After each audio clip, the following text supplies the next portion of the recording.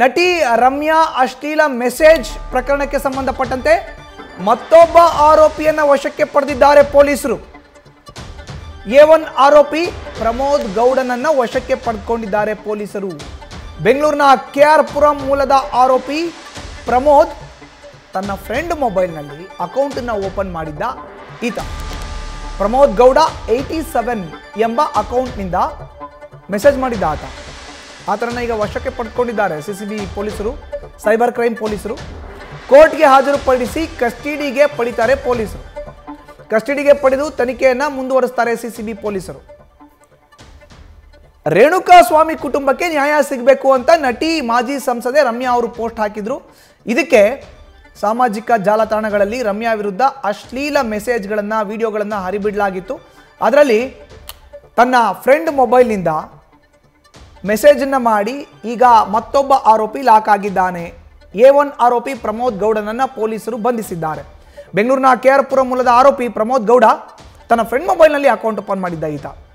So ಈಗ ಆತನನ್ನು ಪೊಲೀಸರು ವಶಕ್ಕೆ ಪಡೆದಿದ್ದಾರೆ. ಹೆಚ್ಚಿನ ಮಾಹಿತಿ ನೀಡ್ತಾರೆ ನಮ್ಮ ಪ್ರತಿನಿಧಿ ಅಂಕಿತಾ ನೇರ ಸಂಪರ್ಕಕ್ಕೆ ಜಾಯ್ನ್ ಆಗಿದ್ದಾರೆ.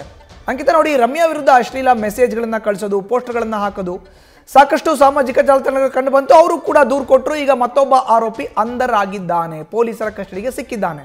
ಆತನ ತನಿಖೆ ಆಗ್ತಾ ಇದೆಯಾ? ಹೇಗಿರುತ್ತೆ ಮುಂದಿನ ತನಿಖೆಯ ಪ್ರೊಸೀಜರ್ಸ್? ಮಧುಸೂದನ್, ನಟಿ ರಮ್ಯಾಗೆ ಅಶ್ಲೀಲ ಮೆಸೇಜ್ ಮಾಡಿದಂತಹ ಪ್ರಕರಣಕ್ಕೆ ಸಂಬಂಧಪಟ್ಟಂತೆ ಅವರು ನಗರ ಪೊಲೀಸ್ ಆಯುಕ್ತರಿಗೆ ಒಂದು ದೂರನ್ನ ಕೂಡ ಕೊಟ್ಟಿದ್ರು. ಅದಾದ ಬಳಿಕ ಈ ಒಂದು ಪ್ರಕರಣ ಸೈಬರ್ ಕ್ರೈಮ್ ಪೊಲೀಸರಿಗೂ ಕೂಡ ವರ್ಗಾವಣೆ ಆಗತ್ತೆ. CCB ಪೊಲೀಸರು ಕೂಡ ಈ ಒಂದು ಪ್ರಕರಣದ ತನಿಖೆಯನ್ನ ನಡೆಸ್ತಾರೆ. ಯಾರ್ಯಾರು ಅಶ್ಲೀಲವಾಗಿ ಮೆಸೇಜ್ ಅನ್ನ ಮಾಡಿದ್ರು ಅಂತವರನ್ನ ಪತ್ತೆ ಹಚ್ಚೋದಕ್ಕೆ CCB ಪೊಲೀಸರು ಕೂಡ ಮುಂದಾಗ್ತಾರೆ. ಆದ್ರೆ ಈಗಾಗಲೇ ಒಂದಷ್ಟು ಜನರನ್ನ ಅರೆಸ್ಟ್ ಮಾಡುವಂತಹ ಕೆಲಸವನ್ನ ಕೂಡ ಮಾಡಿದ್ದಾರೆ. ಈಗ ಮತ್ತೋರ್ವ ಆರೋಪಿ, ಒಂದು ಪ್ರಕರಣದ ಮೊದಲನೇ ಆರೋಪಿ ಆಗಿರುವಂತಹ ಪ್ರಮೋದ್ ಗೌಡ ಏನಿದ್ದಾನೆ, ಈತನನ್ನ ಕೂಡ ಪೊಲೀಸರು ಬಂಧಿಸುವಲ್ಲಿ ಯಶಸ್ವಿಯಾಗಿದ್ದಾರೆ. ಈಗಾಗಲೇ ಆತನನ್ನ ವಶಕ್ಕೆ ಪಡೆದುಕೊಂಡು ಬೆಂಗಳೂರಿಗೆ ಕರೆತಂದಿದ್ದಾರೆ. ಇನ್ನೇನು ಆತನನ್ನ ನ್ಯಾಯಾಲಯಕ್ಕೆ ಪ್ರೊಡ್ಯೂಸ್ ಮಾಡಿ ಮತ್ತೆ ಆತನನ್ನ ಕಸ್ಟಡಿಗೆ ಪಡ್ಕೊಂಡು ವಿಚಾರಣೆ ಮಾಡೋದಕ್ಕೆ ಎಲ್ಲಾ ರೀತಿಯ ಸಿದ್ಧತೆಗಳನ್ನ ಮಾಡಿಕೊಂಡಿದ್ದಾರೆ. ತೀರಾ ಅಶ್ಲೀಲವಾಗಿ ರಮ್ಯಾಗೆ ಈತ ಮೆಸೇಜ್ ಅನ್ನ ಮಾಡಿದ್ದಾನೆ, ಜೊತೆಗೆ ಅಶ್ಲೀಲವಾಗಿ ಸಂದೇಶವನ್ನ ಕಳಿಸಿದ್ದಾನೆ ಅನ್ನೋದ್ರ ಬಗ್ಗೆ ಈಗಾಗಲೇ ಅವರು ದೂರಿನಲ್ಲಿ ಕೂಡ ಉಲ್ಲೇಖ ಮಾಡಿರುವಂತದ್ದು. ಪ್ರಮೋದ್ ಗೌಡ ತನ್ನ ಸ್ನೇಹಿತನ ಮೊಬೈಲ್ ನಲ್ಲಿ ತನ್ನದೇ ಹೆಸರಿನಲ್ಲಿ ಒಂದು ಇನ್ಸ್ಟಾಗ್ರಾಮ್ ಅಕೌಂಟ್ ಅನ್ನ ಕ್ರಿಯೇಟ್ ಮಾಡ್ತಾನೆ. ಆ ಅಕೌಂಟ್ ಮೂಲಕ ಮೆಸೇಜಸ್ ಅನ್ನ ಮಾಡುವಂತಹ ಕೆಲಸವನ್ನ ಮಾಡಿದ್ದಾನೆ. ಸೊ ಈ ಪ್ರಕರಣದಲ್ಲೂ ಕೂಡ ಏನ್ FIR ದಾಖಲಾಗಿತ್ತು, ಆ ಪ್ರಕರಣದಲ್ಲಿ A1 ಆರೋಪಿ ಪ್ರಮೋದ್ ಗೌಡ, ಸದ್ಯಕ್ಕೆ ಆತ KR ಪುರಂ ಮೂಲದ ನಿವಾಸಿ ಅನ್ನೋದು ಗೊತ್ತಾಗಿದೆ. ಆತನನ್ನ ಬೆಂಗಳೂರಿಗೆ ಪೊಲೀಸರು ಕರೆ ತಂದಿದ್ದಾರೆ.